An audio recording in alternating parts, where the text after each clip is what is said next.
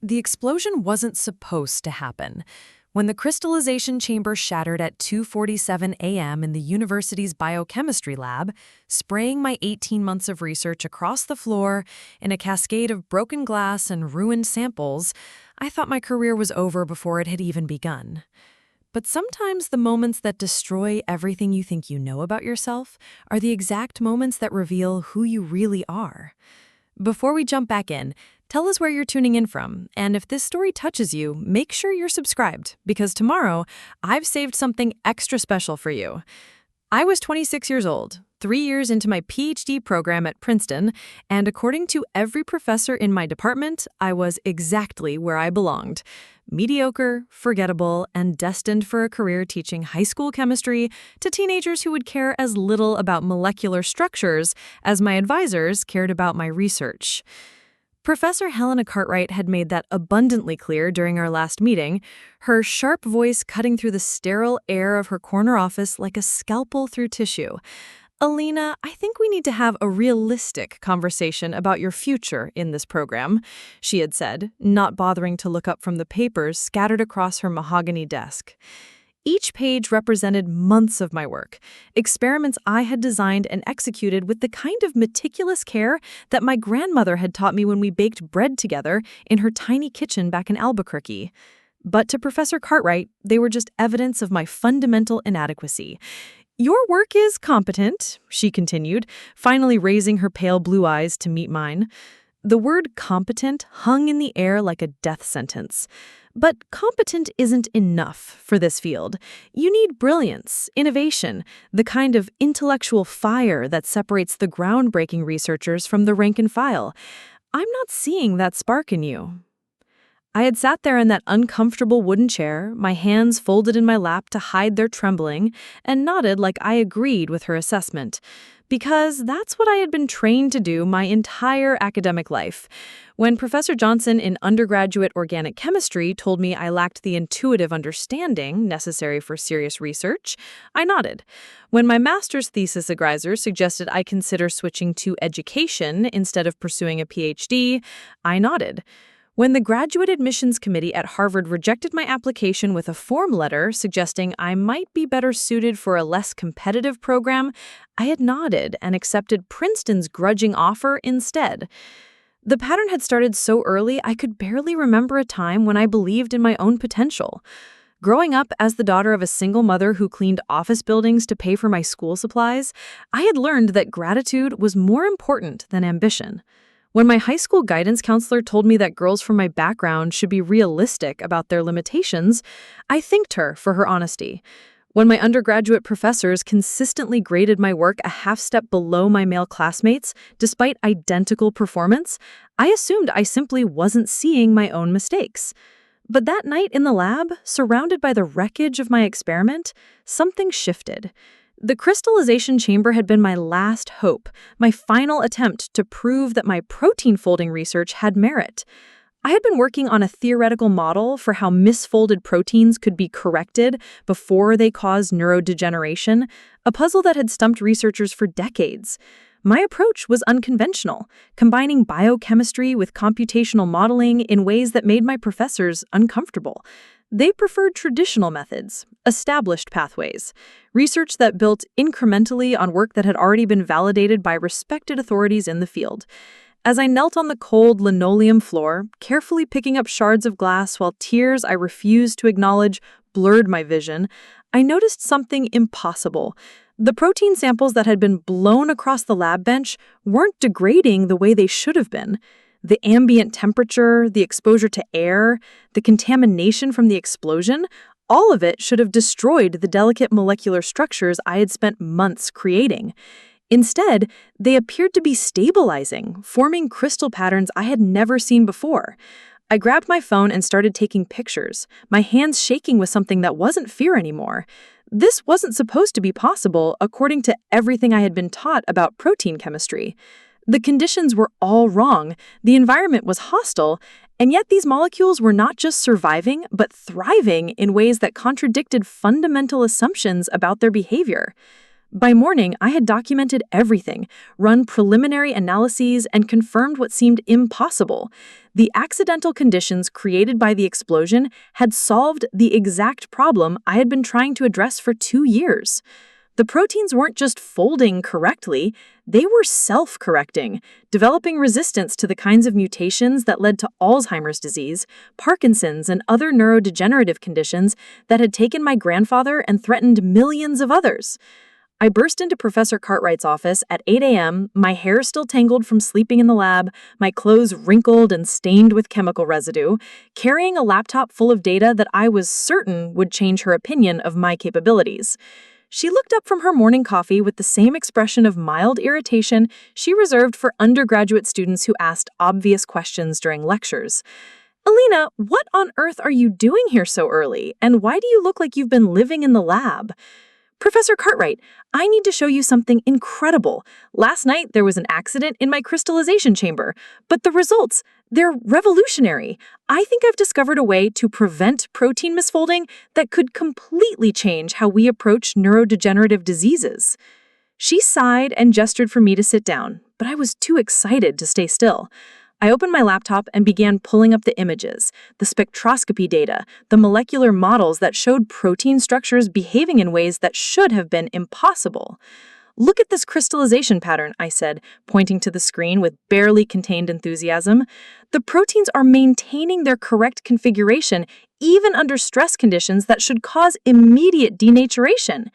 And here, in these samples, you can see active self-repair mechanisms that I've never seen documented in the literature." Professor Cartwright glanced at the screen for perhaps 30 seconds before closing my laptop with a sharp click. Her expression hadn't changed from the polite disinterest she had shown when I walked through her door. "Helena, I think you are allowing your emotions to cloud your scientific judgment. What you're describing is chemically impossible. Proteins don't behave that way under those conditions, and I suspect what you're interpreting as revolutionary results are actually contamination artifacts or experimental error." The words hit me like a physical blow. I stood there staring at her, waiting for her to ask to see more data, to request additional testing, to show even the slightest curiosity about observations that could potentially save millions of lives. Instead, she picked up her pen and returned to grading undergraduate exams as if I hadn't spoken at all. "But Professor, if you would just look at the spectroscopy results." "Helena," her voice carried the kind of authority that had silenced me countless times before. "I've been in this field for 28 years. I know what's possible and what isn't. What you need to do is clean up your lab space, write up a proper failure report for your experiment, and start focusing on more realistic research goals. Perhaps something in science education would be more suitable for your skill set." I walked out of her office in a daze, my laptop clutched against my chest like armor that had already failed to protect me. The hallways of the chemistry building felt like a maze designed to trap people like me, students who dared to see possibilities that didn't exist in textbooks, who asked questions that made tenured professors uncomfortable, who stumbled on discoveries that challenged the careful hierarchies that governed academic success. But that night in the lab, surrounded by the wreckage of my experiment, something Professor Cartwright had said kept echoing in my mind. She claimed that what I had observed was impossible, but she hadn't actually looked at my data.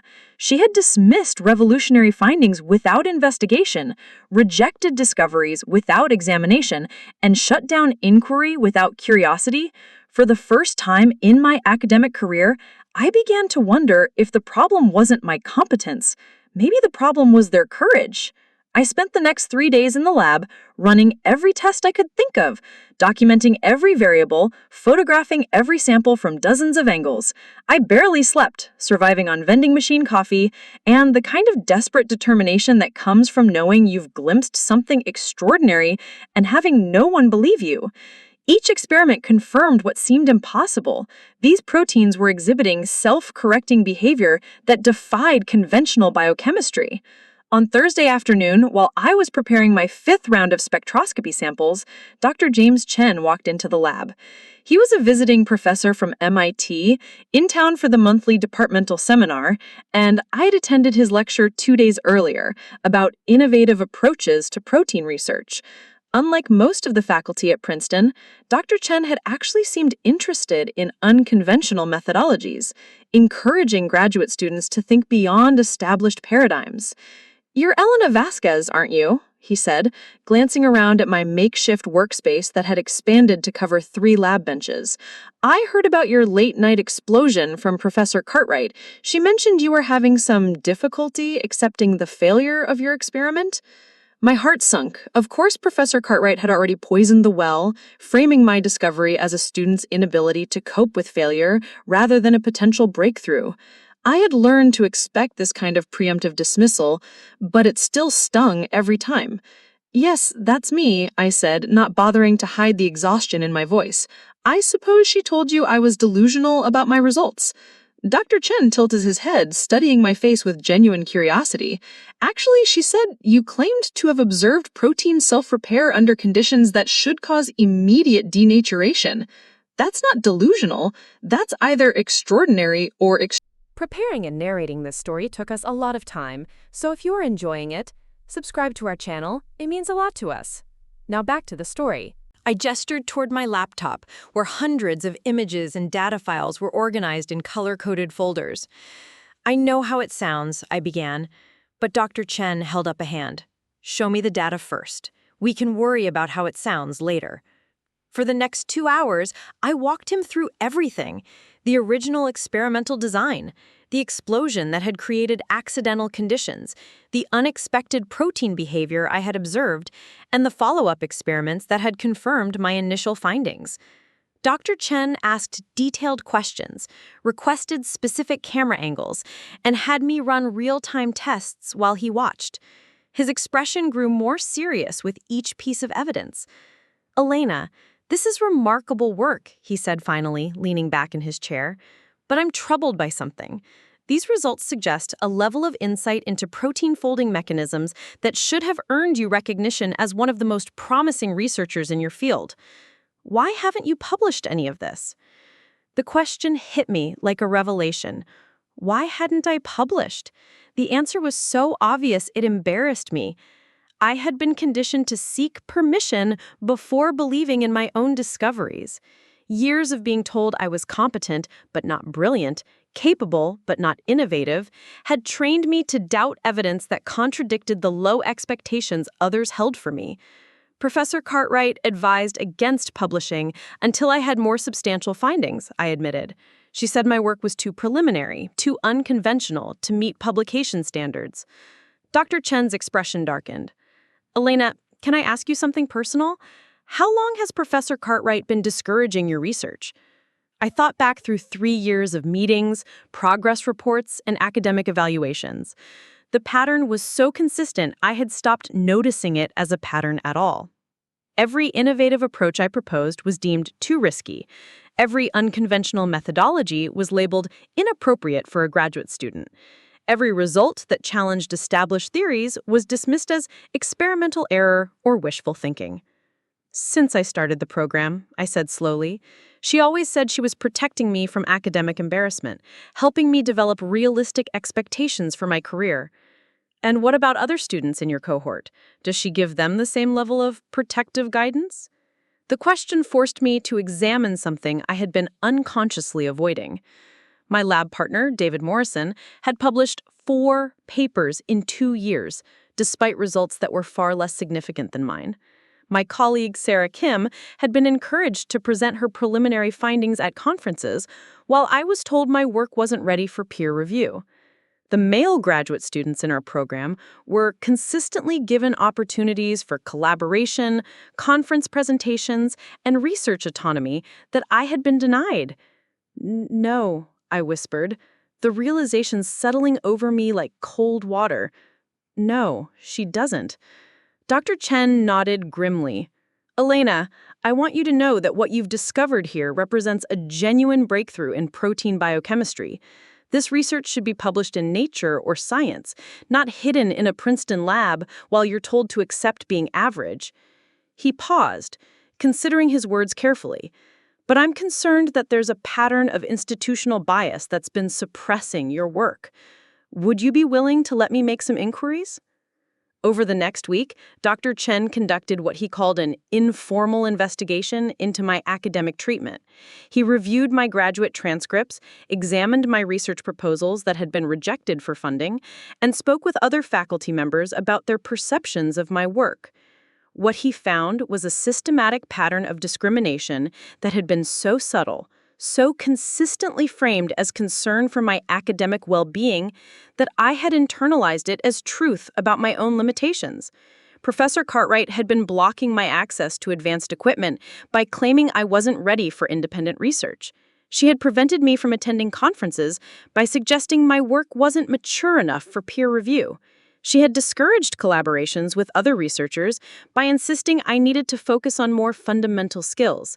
Most damaging of all, she had convinced me that her lack of confidence in my abilities was evidence of my actual incompetence rather than her own bias. Helena, I've been in academia for 15 years, Dr. Chen told me during our meeting the following Thursday. I've seen brilliant researchers destroyed by advisors who couldn't recognize talent that didn't fit their preconceived notions. But I've also seen what happens when that talent is finally given the support it deserves. He opened his laptop and showed me an email exchange he had been having with Dr. Rebecca Walsh, the editor of the Journal of Molecular Biology. Dr. Chen had sent her a preliminary description of my protein research, and her response was immediate and enthusiastic. "She wants to see your full manuscript within 6 weeks," Dr. Chen said. But Helena, that's not all. I also reached out to the Nobel Committee's scientific advisors about emerging research in protein biochemistry. They've been looking for exactly the kind of breakthrough you've achieved.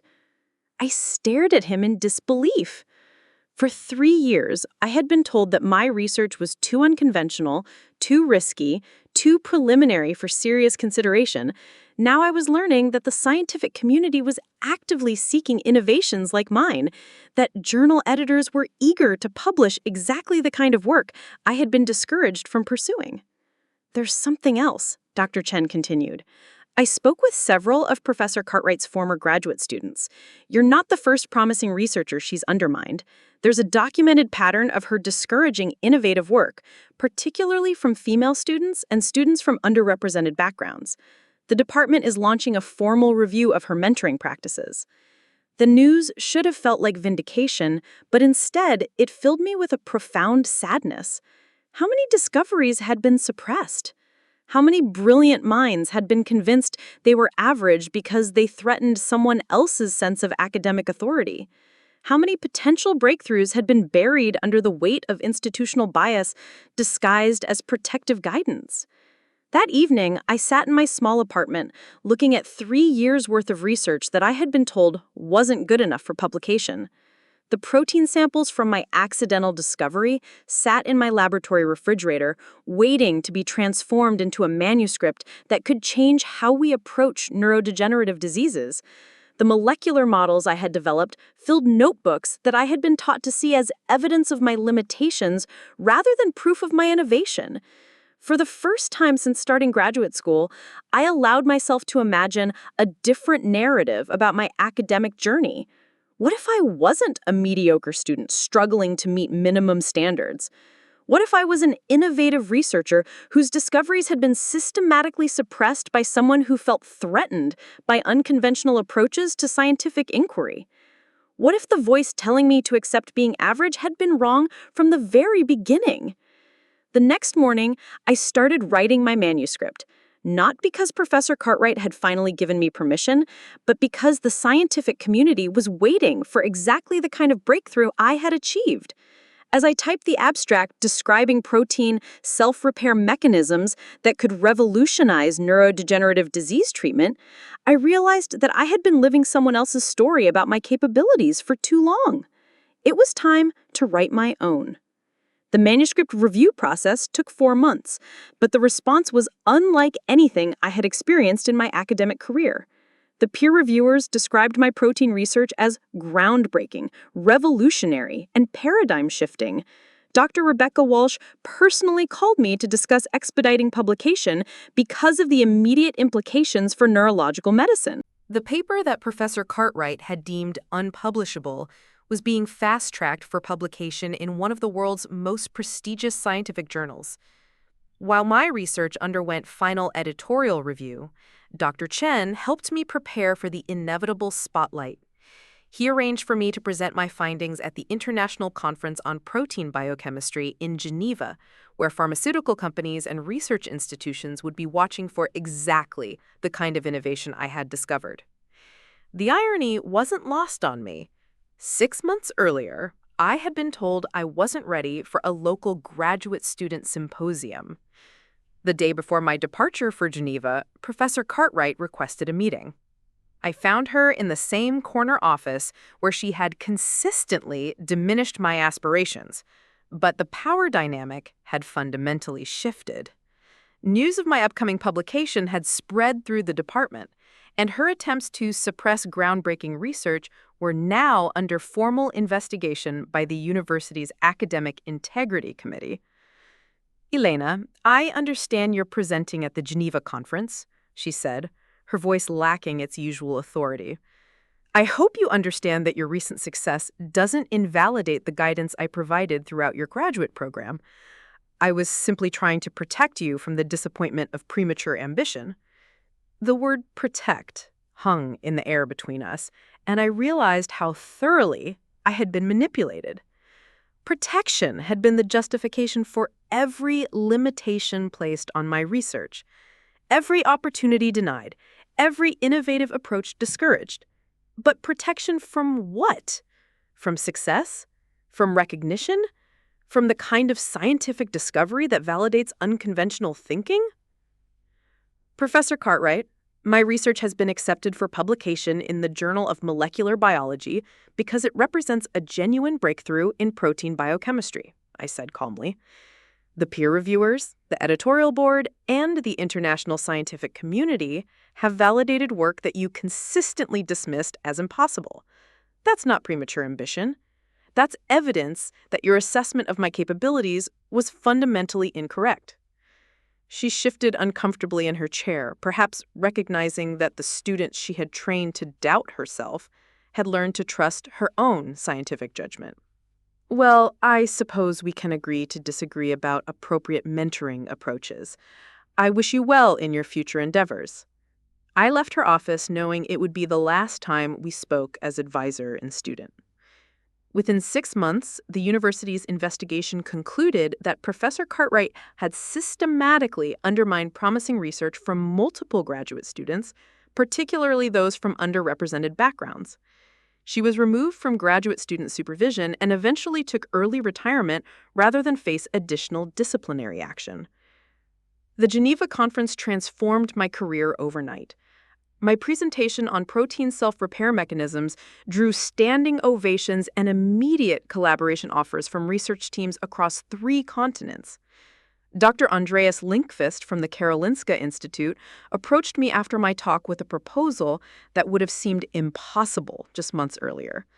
A joint research initiative between Stockholm and Princeton that would accelerate development of my protein therapy into clinical trials. More significantly, representatives from major pharmaceutical companies began discussing licensing agreements that would bring my discoveries to patients suffering from neurodegenerative diseases. The accidental conditions that had created my breakthrough were now being replicated in laboratories around the world, with clinical applications that could help millions of people maintain cognitive function as they aged. The publication of my research paper created an immediate sensation in the scientific community. Citations began accumulating at an unprecedented rate as researchers recognized the fundamental implications for understanding protein behavior. The methodology I had been told was too unconventional became the new standard for investigating molecular self-repair. Universities began offering me faculty positions that came with research budgets larger than my family's lifetime earnings. But the transformation that mattered most to me wasn't professional recognition or financial security. It was the realization that my voice, my observations, my innovative approaches to scientific problems had value that existed independently of institutional validation. I had spent years believing that my worth as a researcher was determined by the opinions of people who felt threatened by unconventional thinking.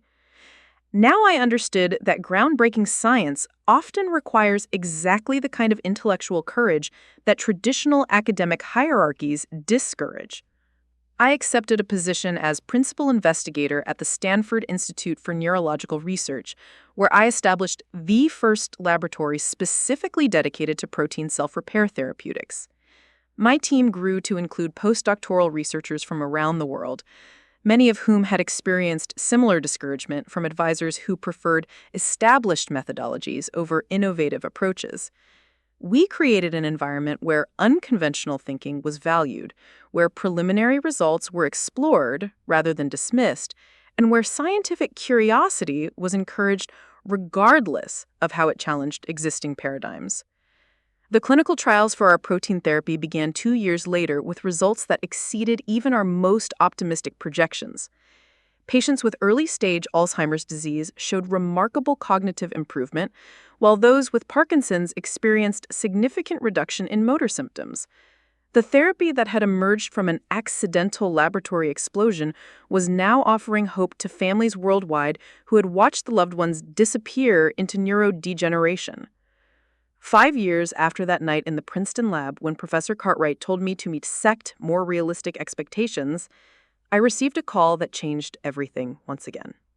The voice on the other end was formal, heavily accented, and completely unexpected. Dr. Vasquez, this is Dr. Erik Johansson calling from the Royal Swedish Academy of Sciences.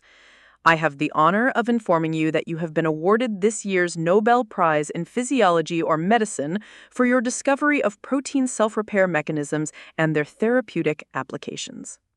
I stood in my laboratory, surrounded by equipment that was running experiments based on principles I had discovered while being told I lacked the intellectual fire necessary for serious research. The irony was perfect. The same unconventional thinking that had been dismissed as evidence of my limitations was now being recognized with the highest honor in scientific achievement. The Nobel ceremony in Stockholm was everything I had dreamed of since childhood. But it represented more than personal recognition. During my acceptance speech, I spoke about the importance of supporting unconventional approaches to scientific inquiry, of believing in researchers whose methodologies challenge established thinking, and of recognizing that groundbreaking discoveries often come from those who refuse to accept limitations others try to impose on them.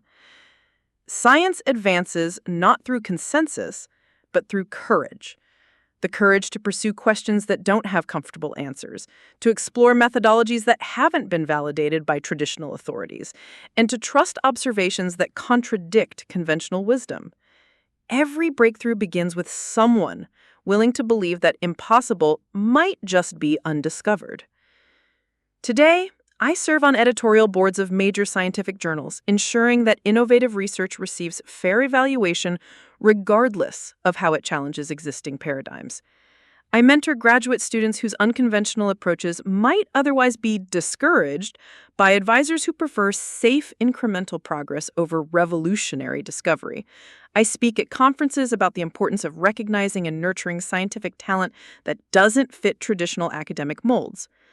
The protein therapy derived from my accidental discovery is now used in hospitals wide, helping patients maintain cognitive function and motor control as they age. But perhaps more importantly, the recognition of my work has opened doors for other researchers whose innovative approaches might otherwise be suppressed by institutional bias disguised as protective guidance. Professor Cartwright never contacted me after the Nobel announcement, but I heard through academic networks that she had made comments about my success being the result of luck rather than talent. That assessment no longer bothered me. I had learned that people who consistently underestimate others often do so because they need to believe that extraordinary achievement is impossible in order to justify their own mediocrity. The laboratory explosion that destroyed my original experiment ultimately destroyed something far more significant, the belief that other people's limitations on my potential were facts rather than opinions. The Nobel Committee hadn't simply recognized my scientific achievements, they had validated my refusal to accept being average when I knew I was capable of excellence. The phone call came on a Tuesday morning. while I was reviewing grant applications from young researchers whose proposals reminded me of my own unconventional approaches. Dr. Maria Santos from the University of Barcelona was requesting funding for a project that most traditional review boards would consider too speculative, too risky, too far outside established methodologies. Her research proposed using quantum mechanics principles to understand cellular repair processes, an approach that would have been dismissed by professors like Cartwright. I approved her funding immediately.